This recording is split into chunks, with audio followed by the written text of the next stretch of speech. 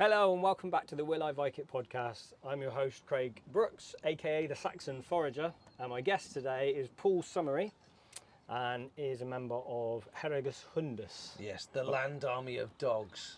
And you've come to talk a bit about what you're doing, and we're going to do some experiments later as well. Oh yes, Yeah, because you and I both like cooking, Yes. experimental cooking, and I like pots, and they add quite well together. Just spill your drink everywhere. Do you know what? That's actually an interesting thing. Look at that. I might have to redesign that one later. You're making a mess. So what is it that you do? Okay, so basically, I'm a potter in Herigas Hundas. It's sort of evolved into that from we all need a trade Yeah. and we have to do something. So I said, oh, I'm pretty good at woodwork. I'll do some wood turning. No, we've got wood turners. Okay. I used to do carpentry quite a lot, so I can do that. No, we've got carpenters. I said, okay. I've built arms and armour before. What about blacksmith? No, everyone wants to be a blacksmith. You need to think of something else. No. Well, there's other people doing cooking and everything else, so what is there left? And they said, well, the only thing that no one can actually do is pottery. And now I know the reason why. So did you have any previous experience with pottery? Yeah, absolutely. Yeah. So at school I did sort of okay, and then I decided that at my school it was a bit rubbish, so I left and went to a girls' sixth form where there was 200 girls and me. I did A-level art. Yeah. And I spent most of my time doing pottery. Yeah. But that was complete accident because the teacher came along and said, look, this is how you throw a pot. Have a go. And then within 5 minutes, I'd got a Pooh Bear style honey pot. He said, oh, well, you clearly know more than I do, so you can teach the classes going on. So I just did. I read and I learned and I did more. And at one stage there was, we needed to make 200 in 3 months. And I was throwing like 50 a day, which was That'll get you some experience. Oh yes, A bit of absolutely. practice. So got to the end of it and thought to myself, right, I'll what do I do for a job? Well, I see how much potters earn, I see how much teachers earn. I'm like, that's not great. Well, I like archaeology because I listen to Time Team and watch it and all that kind of thing, and I enjoy that. I thought, I can't do that despite having an offer from, it's either Imperial or UCL, because they only earn 14 grand a year. Yeah. And I'm like, that's fully qualified. So, okay, that's not good. So I'll do engineering, my other passion, which was space engineering. All right, so we got distracted by talking to some members of the public, and Paul's just gone off to fight.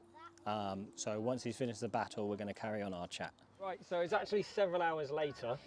We got about 2 minutes into recording, and we got distracted by talking to people. You went off to fight. You went off to make a pot. Pot as well. So we've come back in to carry on the chat. Do you remember where we got to? Yes, we were. Yeah, you asked how did I get into reenacting and potting and Yes. stuff. So the thing is, I studied space engineering, then loads of companies closed, then I realised there was no jobs in that, so I thought, well, there's not much else to do, I'm close to the end of the course and I need to get a job. So I thought, okay, I'll do civil engineering, but ground engineering, because it's got something to do with clay, which I liked, and pots and finding things, and archaeology and the Time Team, so I thought, this is good, I should do that. And the academia was amazing, but I absolutely hated it in real life. So 2008 came along, recession, moved into insurance, used my skills for that, and I'm doing very well in that. Not an issue at all, but the stress, it was just insanely high. Yeah. So my wife said to me, you need to do something that goes with your love of languages, the Old English that you're learning, which incidentally was part of my travels around Sweden. I was like, why am I understanding what everyone's saying? I mean, like, what's this word say here? S-K-J-U-H-A-U-S. Oh, Tsikus, Englishman. I was like, oh, okay, that's fine. I can get that. So then I said, I can make stuff as well. Suddenly came downstairs and said, I'm going to do Anglo-Saxon reenacting. So the tea was spat out all over the place, the usual thing you'd expect. And she was like, right, really, she knew I did reenacting before, but didn't expect that was going to be the hobby. Yeah. So I came along here about a year ago, or two, I think it was now. Yeah, a couple of years ago. Introduced myself in Old English, and everyone looked at me. I was like, huh? I was like, okay, so they don't speak Old English. They just think I'm weird. And Bit of both. exactly. And they said, yeah, I think the first time I met you, you introduced yourself in Old English. yeah, I tend to do that. Hey, Ella. Yeah. So, and we got into doing a bit of combat training, and they said, oh, you've clearly done this before, it's not going to be a problem. Off you go, make some clothes, get some stuff together, all the rest of it. They said, but now you need a trade. I'm like, okay. So that's when it came back to the potting, and I thought, well, I'll try and do this. So I dug up some clay, and it basically exploded. I thought, this is interesting.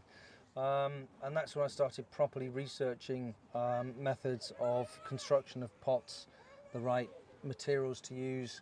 I mean, who would have thought you have to use exactly 30% sand in a ratio? It's very specific. It's very specific. And then you've got something which you can actually put on the fire and you can cook with, as we've done with this one. And this one, which still smells of the onions that I cooked. But again, that's a hand pot or handmade pot, whereas the others are thrown on a wheel, just like this one. And I was like, well, this is my thing, because there's so few people doing it. But it took about a year to get it right, of constant failures. And honestly, when you've made about 8 pots, you stick them in the kiln, they all come out in pieces. You're like, oh, this is really, it's running to the point where you want to give up. Yeah. But I'm not that kind of person, and I was like, I am going to get it right because I've seen people do it. And that's when I spotted a chap called Andy Ward, and he's just like, hello. It's all part of the podcast, say hi. So I spotted this chap called Andy Ward, and out of the billions of people in the world, he's like, yeah, okay, you need to do this, you need to do that, try this, experiment with that, and lo and behold, I've got pots which actually do something and are functional, and the rest of the group can use them. And you gave some to me a couple of weeks back. Those ones. So I've been experimenting because you wanted to know if they would hold liquid. Yes. So Posh people pots. we've got this one here which I put beeswax on. Yep, same as this one. And so that's got some pickled hops in there. Nice. And that seems to be holding up pretty well. Does. I've used it for the last couple of shows, so can confirm it's been holding liquid. This one was filled with milk and then emptied and then baked in the oven. I remember that one, yes. And this has got pickled mussels in. And Very again, nice. it's holding. It's definitely, I think the only evaporation, I think there's almost none at all because it's such a small surface area. Yeah. The only evaporation is just due to the water, it's not leaking through. This again, completely dry on the underside. What I have discovered is the milk would have been one way of sealing it because it's basically Roman plastic. The other way is olive oil, again baked on, so these ones have been cooked with olive oil. There was a little bit of beeswax in the top. Beeswax, I think, is the one for drinking. I think probably because it's the same thing you do with the drinking horn, isn't it? Exactly. You'd seal it with beeswax. I guess you'd have to reapply it every now and again. Yep, definitely. Same with the olive oils on the others. I've seen people use Danish oil, but they say that everything tastes like Danish oil. Yeah. I wouldn't. But American Indians, I think it's supposed to call them that now. Certainly the tribal people there, they would use a watered down corn starch. So literally just corn flour, and again cook it on as well to seal it. So then again, that's another way, but I think this works really well. Yeah, till you spill it. Well, yeah, but that's because it's got a bit of a thing. But again, the other pot here was wandering around this morning all like this on the way here, and I worked out that Anglo-Saxons didn't have cars, which is That's good to know. yeah. So which is probably why they didn't build the pots with a proper base. But yeah, they are generally of copies of pots that I've seen in a few books. I mean, even the designs basically the same. So I've made all of the what do you call them, the like clay presses. I don't know what they're called, but yeah, I've made all of them, literally everything from scratch. So it's great fun. Nice.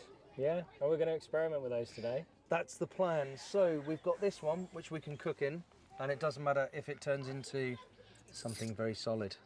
Yeah, so I should probably explain What to we're the doing. listeners, viewers, what we're going to do. So there's a find from the Bronze Age that's 3,000 years old, Sweden I think, and it's a complete pot, and it's been analysed because it had a burnt residue in it, and it's been analysed and it's got some kind of, I think it was cow's milk. A lot of people think it's probably from making cheese.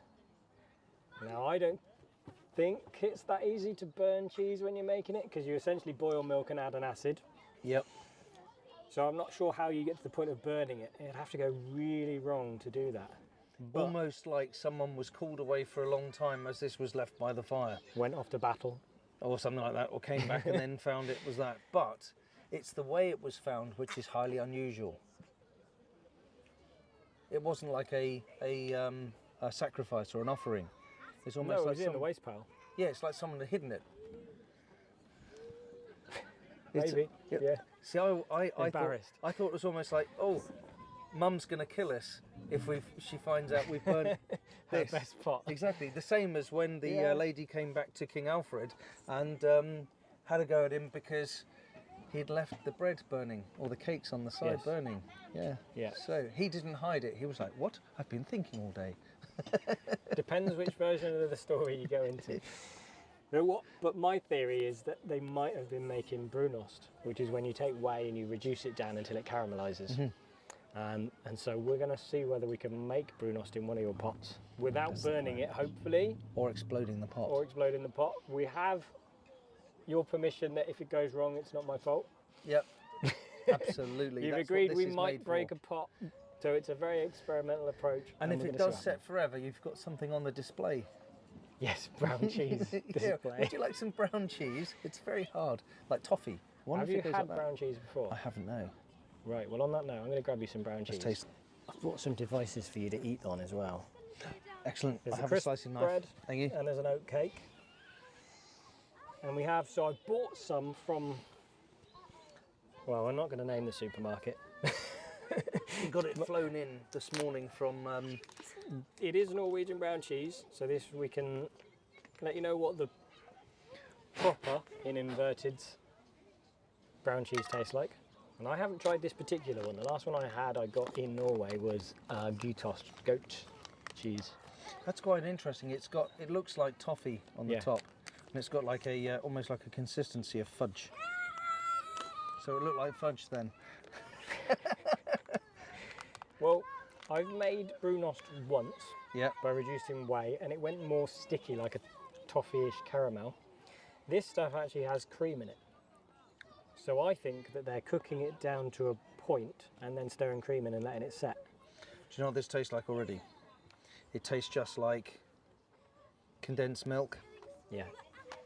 It's like someone's made toffee out of condensed milk and half cheesed it. Drop mine on the floor. Oh no, quick, bit of protein. Well, yeah. Hopefully we can recreate something like this.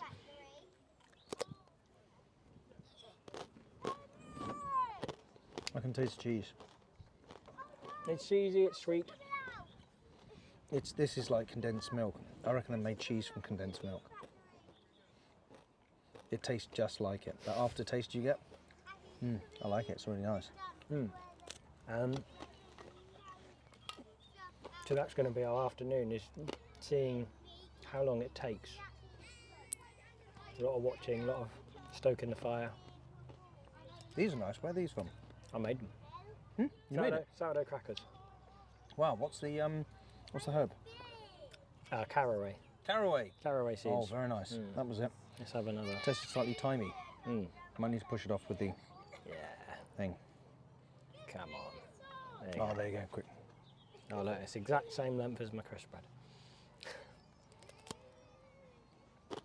Just condensed milk. Definitely. I reckon that's exactly what's going to happen. How about that? So it's almost like we need to get it consistency like fudge, because it's got that.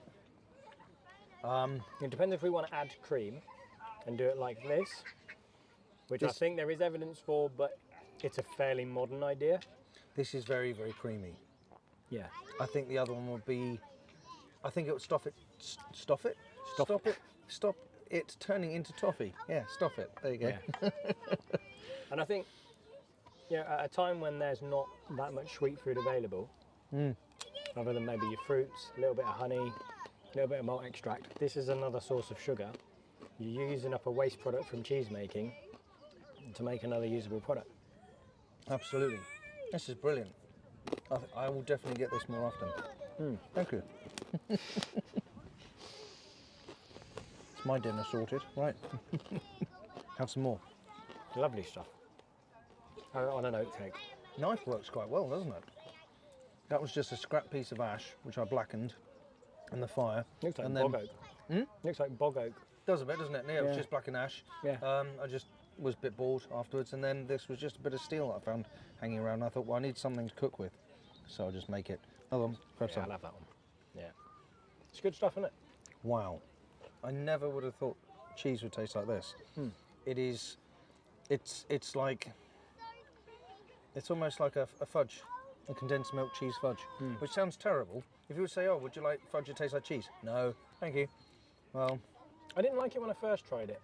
I did not like it, but it took some getting used to because of that sweet, cheesy. But I do really like it now. It's actually really good on Doritos. oh really? Oh yes. Oh yeah. Leave that. Should we see what the kids think of it? What Olivia thinks of it? If they want to come on. Olivia, do you want to try some sweet cheese? Come sit here. So you are Olivia. Yeah. And you like cheese. This is called Brunost. It's sweet, like the condensed milk. Like it? Would you like another slice? I'm okay, thank you. Oh, so you don't like it that much then? I know, I'm just quite full because I had a sandwich and an ice cream. A sandwich and an ice cream. Was it an Anglo-Saxon ice cream? Salted caramel. Salted caramel, there Not you go. very Saxon. So what do you think of it? Okay, turn around a bit more. Turn around a bit more. That's it. Say hi. Okay, so what do you think of it? What's the flavour taste like? It's good. Yeah, it's good, isn't it? It's sour. Bit sour. The face says it all. You can't see the face. I often go play. Yeah, but I really like this. This is fantastic. So I can imagine having this at Christmas time. Definitely. Put it on your cheese board. Oh, definitely, yeah. Absolutely. So you'll need to tell me which airline you got to fly it in this morning. So Put it in special just for you. that's one there. Yeah. Wow. Have some more? What did the Vikings ever do for us?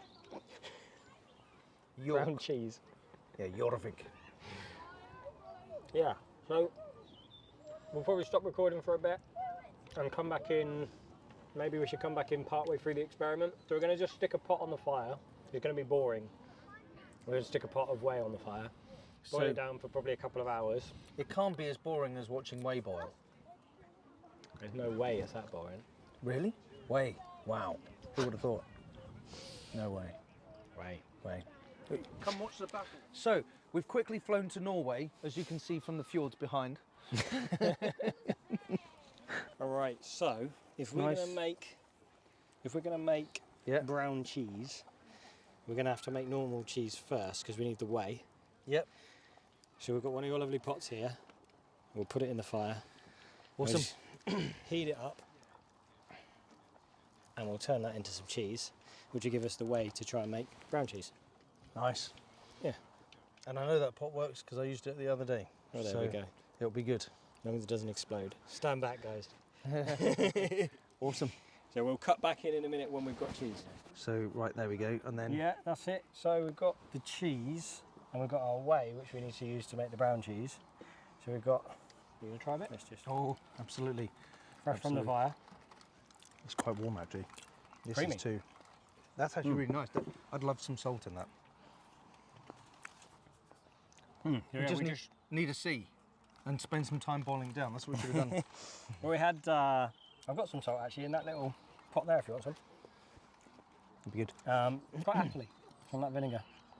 So we used cider vinegar to split that. Ideally, I would have used buttermilk because soured buttermilk would have given it a more creamy flavour, less acidity. I don't know how that's going to affect our Brunost. Don't know. But you add a bit of. You're supposed to add a bit of acidity into candy if you're making sweets or candy or sugar things. So it could be part of what we did. It could work. Okay. So what needs to happen next? So what we've got to do now is take the rest of our whey, stick it back into the fire. This is going to take a couple of hours. So we're going to probably cut again here, I think. Yep. And we'll bring you guys back in, hopefully maybe halfway along the process so we can see what the whey's looking like as it's reducing. Because it could be as interesting as watching whey boil. No way. I've moved my bench too. I'll just come and squat next to you here. Yeah. Just so, you know, in case you say something interesting for once. Don't know how long this is going to take, do we? So it's... No. I mean, how long's it been in there for now? About 20 minutes? Yeah, the pots are hot. As I was saying before, it's I get asked quite often, you know, when was pottery invented? And it's like, well, at the same time when fire was invented, it's got to be. And you can just imagine sort of a simple process from cave people smashing stones to make something sharp. Well, they, you know, you just imagine the first chap sitting there. It's like, oh, I've just set this field on fire, and all the rabbits I was hunting, they're now cooked. Through to just throwing a bit of mud which you've just rolled into a ball close to the fire. Yeah, rabbits. Yeah, absolutely. Rabbits. Well, field of rabbits. There you go. So easy to hunt, aren't they? Not in England. Well, I don't know necessarily about that time, but it's like pottery was passed around the world just as quick as everything else was. One thing I do know, I can't remember whether I read it or saw it somewhere on some documentary, they was explaining that about the same stratigraphy, pottery was passed around very, very quickly, and it spread across the world very, very quickly. Let's check on that way a minute. We don't want to end up like the 3,000-year-old pots. We've got a long way. I reckon we've got hours of this. This is going to be a long day. So how did you get into reenacting? How did I get into reenacting? I went to a Wardruna gig. I don't know if I will have mentioned this on the podcast before. I tell so many people. Went to a Wardruna gig and I met someone that turned up in Viking garb. Oh, really? Sat in a bar, had a bit of a chat. Didn't know anything about it at the time. Just sort of piqued my interest. I got into it that way. Met a lot of interesting people along the way. Made a lot of new friends. Learned a lot of stuff.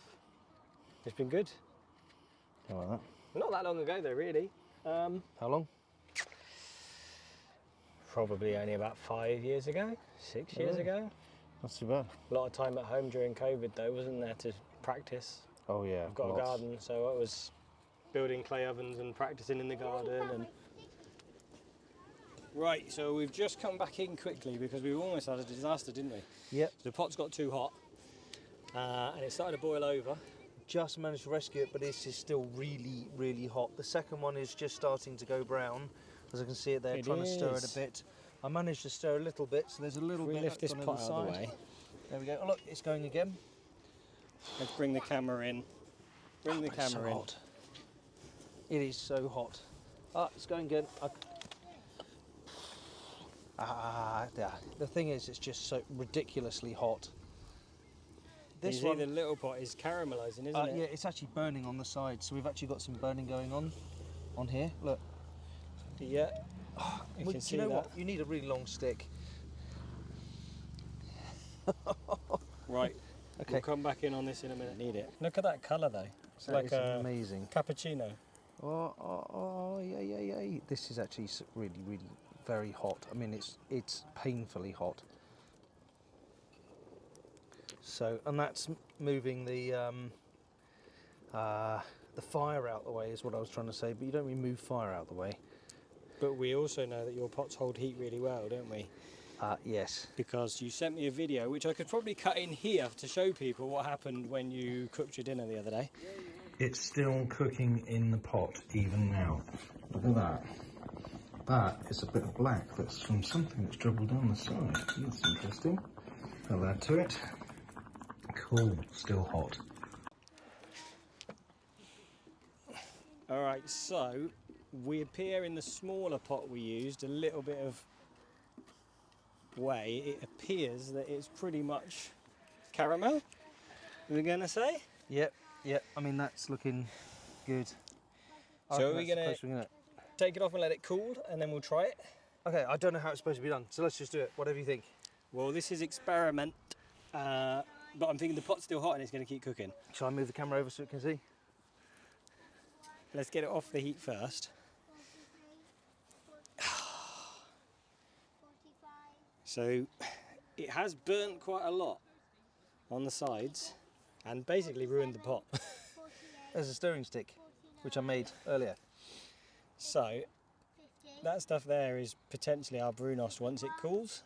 It should firm up a little bit. There was about half a pot to start with, wasn't it? Go on, try some. Try some. Try some. Try some. Try Off some. the Try spoon. some. Try some.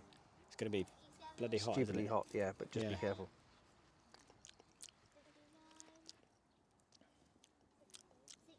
It's not as sweet as the one we had earlier.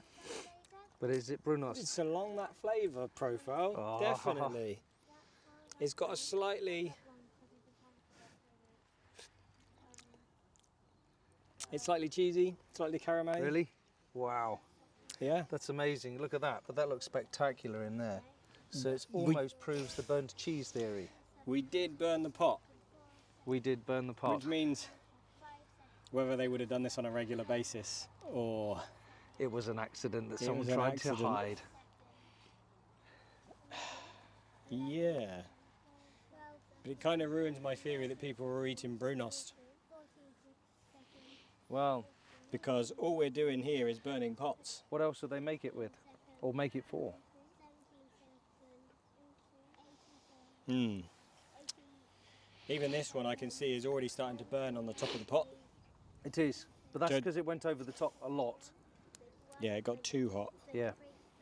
So it boils over really quickly. You're going to need to stir that in a second. Look, look, look, look. This is what happened before. And suddenly it just goes, which makes it very, very difficult. Yes. Well, we got caramel in the other one, so we've actually made it. Is So it it going to go works. over? It's going. It's going. It's going. just holding that heat so much. If you move that the stick to the your right out the way, because that's the one that's causing the boil over. Yep.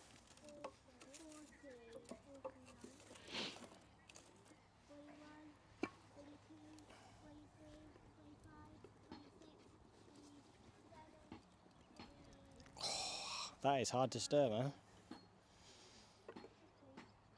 So what do we do about the smaller one? Well, that's starting to look like that setting to me. That looks very set-like to me. Oh no, it's not. Look, it's very liquid.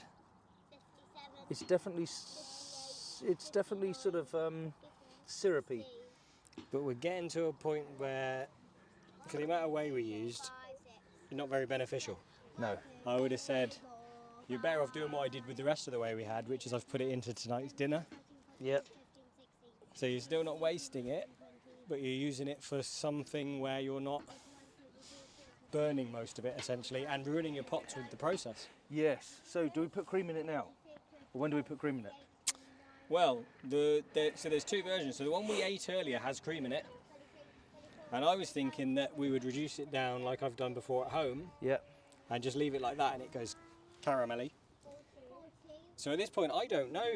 We could add some cream to it and see what happens. Well, it's quite. I mean, it's still boiling around the side. It's quite syrupy. I reckon if we put a bit in, it will still cook. Do you want to try? Just a dab then.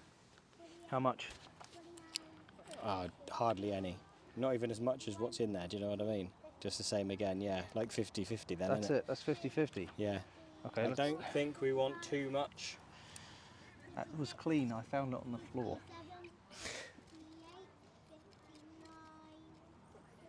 It's whether that will set or if we'd have to then reduce that.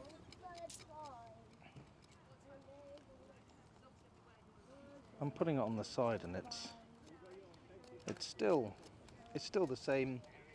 Is it viscosity, thickness? Yeah. Yeah. Whether the heat will make the stuff set, because it's going to keep cooking in that pot. I mean, how hot is that? That's about 80-90 degrees at the moment. The other question I've got now is, if that does set, how do you get it out of the pot? You pour it in something.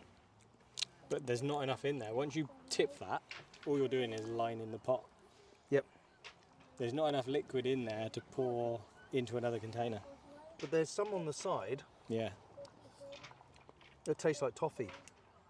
That's on the side. I mean, I don't know if the camera can see this. It's quite interesting, I think. You see it there? There you go. It's turned into toffee right on the end. This one has now reduced, so this was a full pot, and we're about halfway down. So this is going to take some time. That's actually really nice. It's quite sweet. Oh, it is sort of setting on the side. Oh, it is. Look, there you go. Look, so I took some of this from the side. And my thought was that they'd have made something that was a bit more spreadable. That's spreadable.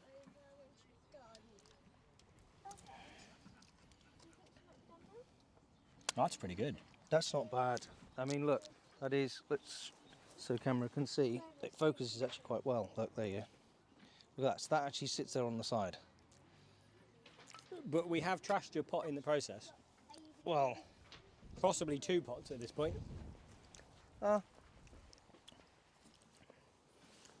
This has gone like cappuccino colour. so look at that. That's actually a toffee that's there.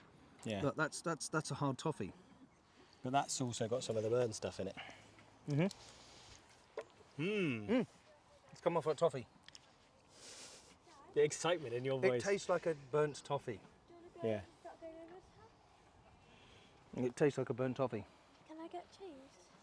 If you wish. It's almost a bit like burnt toast. Yeah. I'm still not... I think it's possible someone was trying something like this when they discarded their pot. It still doesn't say they weren't doing it. Almost like they was like, well, I've made it. It's ruined the pot. How the hell do I even get this off? Because it's a thick, glass-like substance. You got the Rookery Meadery who was on an episode before, and he's got a burnt mead because there was an incident where the honey burned, and he made the most of it, and it sells really well. So the burnt flavour does work for people. That's going quite dark. Yeah, it does. I mean, Yeah. one of the things I want to do is I want to brew a banana rum, and that's that you use toffees as well. So you basically set toffees like this. That definitely looks like toffee. Yeah. So it could have been someone in the Bronze Age experimenting, is what we're saying. Well, that's what I'm saying. So that is, it's got the consistency of Marmite and colour of Marmite at the moment. But And you said spreadable. Yeah. Well, that's my thought on it. Was Tastes slightly Marmite-like as well. that's not good. Love it or hate it. That's the burn though that's on the side. We need more fire around this to keep that going.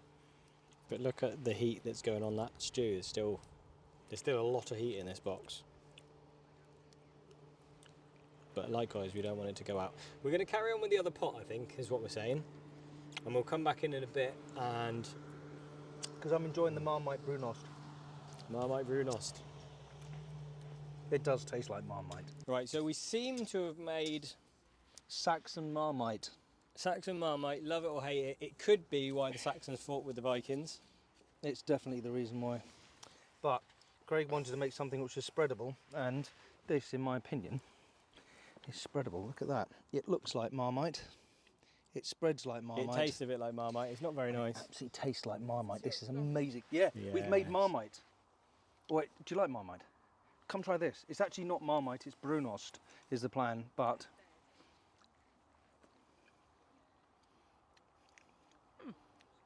It's not bad, is it? It's not bad.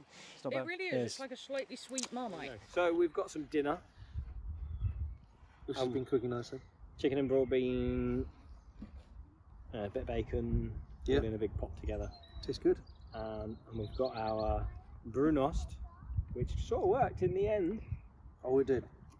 So, that is spreadable, and it actually goes on, and the best part about it is, it actually tastes pretty good.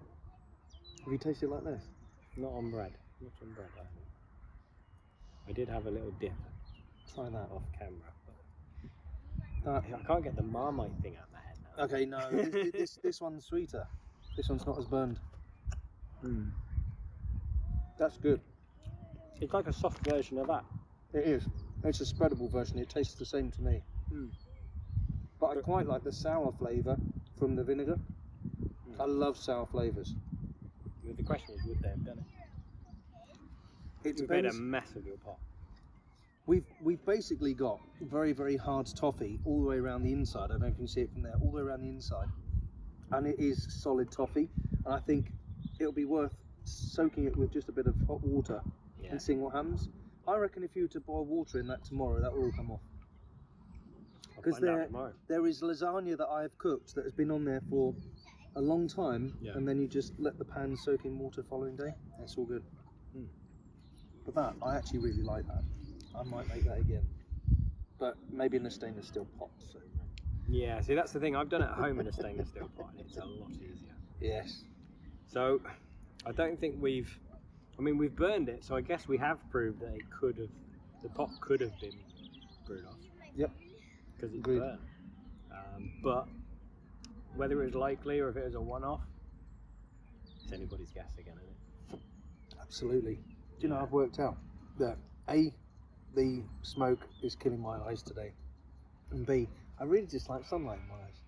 Yeah, we are sat facing the sun here. But then the alternative is the camera faces. No, they don't want to see us. But yeah, I really like this. People like to watch us eat, don't they? Oh yeah. So, are you ready for your closing questions? Okay, let's go. Okay, so if you had an unlimited budget, what would be your dream project? Unlimited budget dream project. I've thought about this. I thought to myself, well, building a awesome kiln would be great. Building awesome like distillery and doing all the wines and things would be great. Yeah.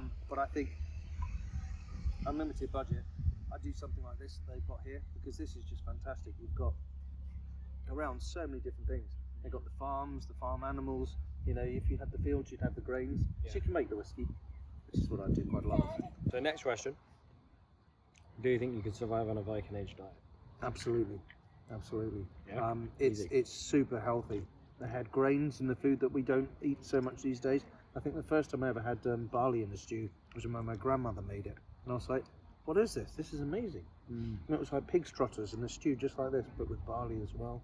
And cinnamon. She used to put cinnamon in quite a lot. I was like, that is really nice. That's good. And the first time I was like, oh, it's a bit weird, like how soft it is and everything else. Yeah. But then I started eating lots of Chinese food, and it was like, this is chicken feet. You suck the skin off the bones. Okay, right. Yeah, duck's tongue was the one that I couldn't do. I was like, oh my god, that's a bit weird. But yeah, I think absolutely, because you grow beans, you've got root vegetables, you forage stuff around. I mean, even in sort of like autumn times, just going and picking hedgerow berries, stick them in a pot like this. I mean, this is something I'd like to do if we do something again, and I can get the stuff off this pot, is we pick hedgerow berries, and we do exactly the same thing, but what comes out of here, we turn them into hedgerow toffee.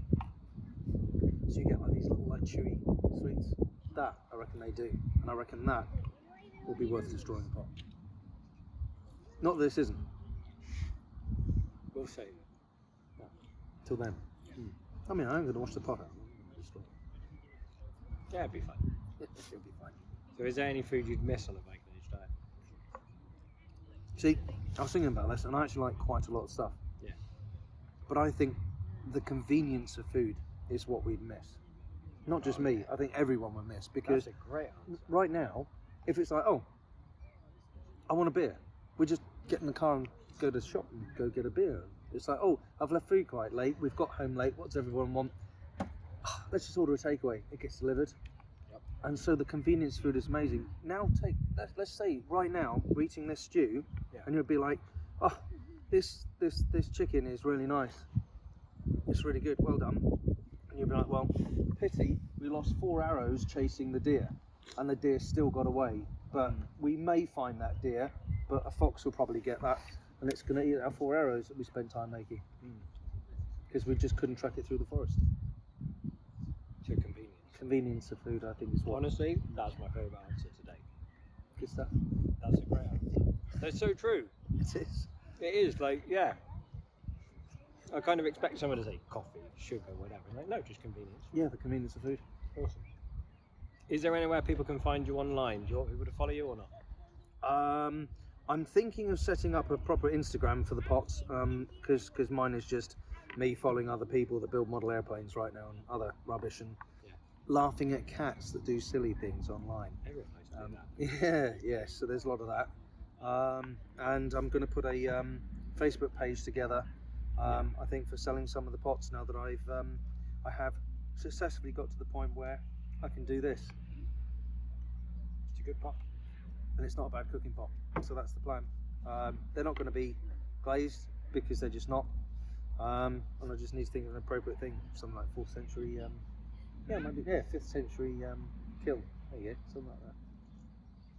Well, when you do, obviously I'll try and pop links out and stuff, and It'll let be people fantastic. follow you on various platforms.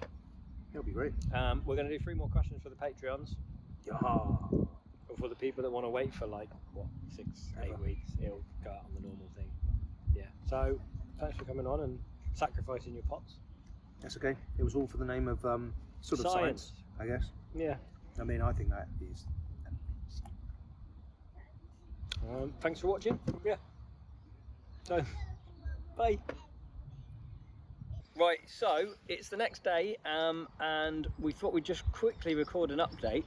Because yesterday I was in the shower thinking of what we were up to today. Yesterday even. Yeah. And I thought to myself, if these could clean, I left with a bit of boiling water on the fire, just boiling away, because essentially we made like a toffee on the outside. If it could clean, they wouldn't be wasting pots. Which then leads to the question of why was that particular pot thrown away? But There are so many different things that we thought of during the day. But what did you discover? well, I heated the pots just so they're warm enough that I could still get my hand in the water, so they weren't hot. I tipped the water out, and I mean, And it's fantastic. I mean, this is amazing. It's clean. It's actually come out. Shall I try and... Yeah. This one's not so clean. I think this one needs another clean. Because that one we burned. But I mean, that one is almost spotless. It's black, but so is the outside look. That's just from being in the fire. This one, you can see the bottom of it's clean where the toffee was, or the Brunost if you like. But that black stuff around the side is still a bit crusty, but I reckon with a bit more on the fire. I reckon test it today. I mean, all it needs is like a warm environment for the sugar to just dissolve, really. I mean, Yeah. I think you'd even start cooking in that again. I reckon if you've got anything left over, make a smaller stew in there today of something. Maybe a few pig's ears, hey, that would be nice. I've got some split peas. Yeah. Somewhere with some split peas and some veg, I'll do it. and cook that up. Test it. But I was really impressed by that. I was just like, literally, you were across the site, weren't I? And I called you over. I was Yeah, like, mate. you need to see this. Stop what you're doing. This is so amazing. exciting. Like, I mean, it doesn't prove that that's what they were doing, No, but it proves that you can clean it afterwards, and that's the point. which means it's plausible. Let's go with plausible. Plausible. Yeah. Awesome. We did it. Bye. I'm Oscar from Oxford, and this night ich habe ein spell of kennings, of theoden, of athelingas, of suhtrigan earge, of leodmagas, and of geþrang. He wears broðor blacmon theoden, æðele ealdor, and hyges. Theah rihte ricsode meahte wiðsawon. Suhtrigan grimme leodmagas, gryrefah geþrang. Wears hyldrakun morum, othwand don an ealdor, affen kom. Brego mit we kerpa, west to gar sedja, leofa weldend, thur athne kraft. Rathe jeflemed, fourth el theoda, on weg flotam twem, will give me tempum, da drefte lagu, dead flock. From streams dethe, fjord, storm into a slug, on brimlith and rashibu, on brantum wedrum. That was Mitchell Wondor. That weapon wigan, on American, it's cliffusawon. Shim ye rikte over sina flot, gimstan on flotte, there goddess ye held. Herre we a wunden, herre mit dengum, brego mit bedoring kom blacmon kinbald, herre medi meadwoman begorum, wield das glawa, winter 20. Thengel thimboren mana, northern himbrum de him na wunden, elam hisni magom no your sondom, piatas, rethre, pjotte urne atheling, ton stede je stod on treoli sonnicht. Volkwerien dos, fjond afslag, heden kinnis, hetlik fe je verleda. Da mind bangare of berge je vleg. Tendin, sonnen nu shineth, under snow bjochlith, bloweth, blasters bittere overheathe. Je more, ich beg norne, his grimme death. Run staffes on rodstanne, recht laffedes namen, Blagkmon, je kitat, kinkelis lucht. He wears brothermin, bjolkwel me je nomen, metod je helede on herfon his theo. Clafford many, mildne bjeldo, drekten on svegle to dom je gife, ich folke frithu, fria, almighty, a boten ende, elweldent kinning. If you enjoyed the podcast or want to hear more, remember to like and subscribe and give me a rating. For recipes and ideas, visit my website saxonforager.co.uk. I also have 3 cookbooks available to buy on Amazon worldwide. These are Eat Like a Viking Volumes 1 and 2 and Eat Like a Halfling. Thanks for watching!